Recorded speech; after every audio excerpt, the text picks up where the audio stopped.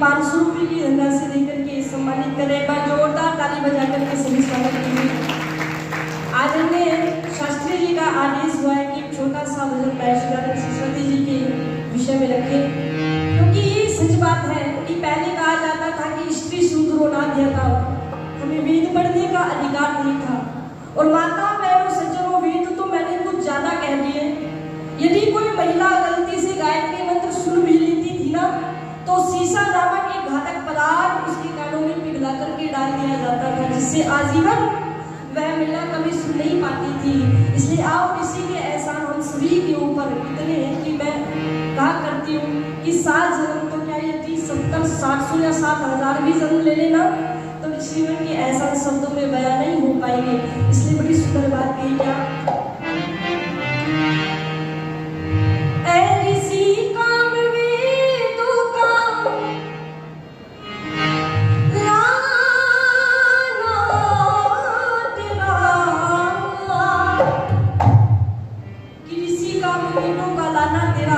क्योंकि महर्षि दयानंद सरस्वती जी का प्रादुर्भाव जब इस समाज में नहीं हुआ था तो नाना प्रकार की कुरीतियों एवं आडंबरों ने इस भारत माँ को जकड़ा हुआ था। इसलिए आओ उस बेड़ियों से मुक्त कराया ऋषि दयानंद सरस्वती जी ने। इसलिए आओ कर्मठ जी ने बड़ी सुंदर बात की क्या